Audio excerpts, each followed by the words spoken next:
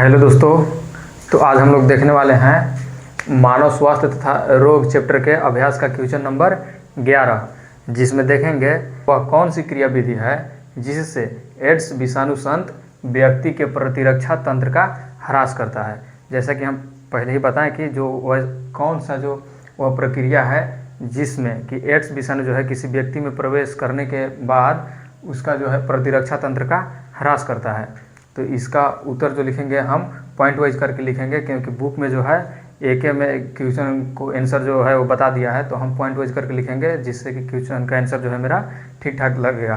तो इसमें पहला पॉइंट में हम लिखेंगे कि संक्रमित व्यक्ति के शरीर में प्रवेश करने के पश्चात एड्स विषाणु बृहद भक्षकाणु में प्रवेश करता है। यानी कि जो संक्रमित व्यक्ति है तो उसके शरीर में जो है करेगा, क्या प्रवेश करेगा, वो है एड्स विषाणु की। एड्स विषाणु जो है संक्रमित व्यक्ति के शरीर में प्रवेश करने के पश्चात एड्स विषाणु बृहद भक्षकाणु में प्रवेश करता है। भक्षकाणु क्या होता है? यह जो है व्यक्ति के शरीर में जब कोई हानिकारक जो विषाणु या जीवाणु जाएंगे तो उसको घेर करके जो है अपने निगलने का कार्य करता है, वही होता है भक्षकाणु।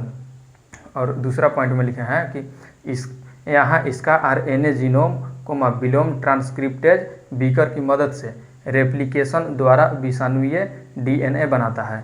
यहाँ जो है आरएनए जीनोम करेगा और आरएनए जीनोम करने के बाद विलोम ट्रांसक्रिप्टेज बीकर की मदद से जो है रेप्लिकेशन के द्वारा विषाणुीय डीएनए बनाता है, जो कोशिका में डीएनए में प्रविष्ट होकर संक्रमित कोशिकाओं में विषाणु कण निर्माण का निर्देशन करता है।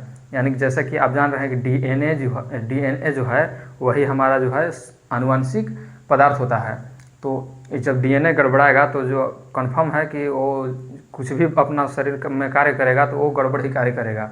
तो यहाँ जो है कि डीएनए में प्रविष्ट होकर कहने का मतलब कि प्रवेश होकर संक्रमित कोशिकाओं में विषाणु कण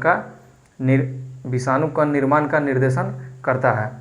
और तीसरा पॉइंट में लिखेंगे कि बृहद भक्षकाणु विषाणु उत्पादन जारी रखते हैं। यानी कि जो बृहद भक्षकाणु है वो विषाणु उत्पादन जारी रखते हैं, वह HIV की उत्पादन फैक्ट्री का कार्य करते हैं। यह भक्षकाणु जो होता है वो तो रोग को जो है या हानिकारक पदार्थ को जो है वो निगलने का कार्य करता है, लेकिन यहाँ डीएनए की गड़बड़ की वजह से जो है यहाँ विषाणु उत्पादन करने लगा है। तो बृहद भक्षकाणु विषाणु उत्पादन जारी रखते हैं, वह HIV की उत्पादन फैक्ट्री का कार्य करते हैं। यहाँ से जो है वो एक MCQ भी तैयार होता है, जो MCQ जो है वो इस प्रकार से तैयार होता है कि HIV की उत्पादन फैक्ट्री का कार्य जो है कौन करता है। तो इसका आंसर जो हो जाएगा वो हो जाएगा बृहद भक्षकाणु। और चौथा पॉइंट में लिखेंगे वो HIV सहायक टी लसिकाणुओं में प्रविष्ट होकर अपनी प्रतिकृति बनाता है, वह संतति विषाणु उत्पन्न करता है। टी लसिकाणु क्या होता है? टी लसिकाणु जो होता है इसके साथ एक होता है बी लसिकाणु।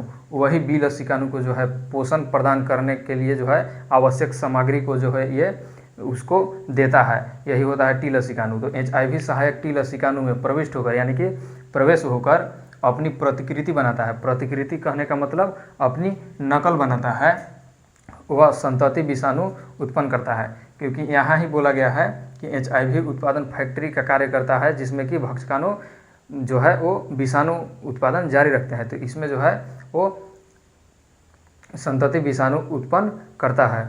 और पांचवा में लिखेंगे कि रक्त में उपस्थित संतति विषाणु अन्य सहायक टी लसिकाणुओं पर आक्रमण करते हैं। जो टी लसिकाणु होता है उस पर जो है रक्त में उपस्थित संतति विषाणु जो है वो अन्य सहायक टी लसिकाणुओं पर जो है वो आक्रमण करेगा। और छठा में लिखेंगे कि यह प्रक्रिया बार बार दोहराई जाती है, जिससे व्यक्ति के शरीर में टी लसिकाणुआ जो है वो घटती है। टी लसिकाणुओं जो है वो घटेगी, क्योंकि यहाँ जो है टी लसिकाणुओं पर आक्रमण कर रहा है वो संतति विषाणु जो है वो टी लसिकाणुओं पर लगातार या बार बार जो है वो आक्रमण कर रहा है, जिससे जो है कि यह प्रक्रिया बार बार दोहराई जाती है, जिससे व्यक्ति के शरीर में जो है टी लसिकाणु घटती जाती है। और संतम लिखेंगे कि रोगी जो है ज्वर व दस्त से निरंतर पीड़ित रहता है। और इसके बाद है वजन घटता जाता है। इसके बाद जो है रोगी की प्रतिरक्षा इतनी कम हो जाती है कि वह इन प्रकार के संक्रमणों से जो है वो लड़ने में असमर्थ होता है। इसका जो कारण यह है कि टी लसिकाणु पर जो आक्रमण भक्षकाणु जो है वो लगातार विषाणु भक्षकाणु जो है टी लसिकाणु पर आक्रमण कर रहा है, जिससे कि जो है किसी व्यक्ति के शरीर में जो है टी लसिकाणु वो जो है वो पूरी तरह से घट जाता है। तो वह जो घटने की वजह से जो है कि रोगी जो ज्वर व दस्त से निरंतर पीड़ित रहता है। इसके बाद इसमें और कारण होता है, वो होता है कि वजन घटता जाता है। इसके अलावा और होता है कि जिसमें कि रोगी की प्रतिरक्षा इतनी कम हो जाती है, यानी कि रोगी में जो है प्रतिरक्षा इतना कम हो जाता है कि वो जो है इस प्रकार के बीमारी से लड़ने में असमर्थ हो जाता है, क्योंकि प्रतिरक्षा तंत्र ही पदार्थ है जिसमें कि है वो किसी भी व्यक्ति को जो है शरीर में रक्षा करने के लिए जिम्मेदार होता है। तो प्रतिरक्षा ही कम हो जाएगा तो स्वाभाविक है कि वो व्यक्ति जो है हमेशा बीमार रह सकता है या अस्वस्थ रह सकता है। तो यही जो था वो हमारा क्वेश्चन नंबर 11 का आंसर था। तो चलिए अब मिलेंगे क्वेश्चन नंबर 12 में, तब तक के लिए थैंक यू।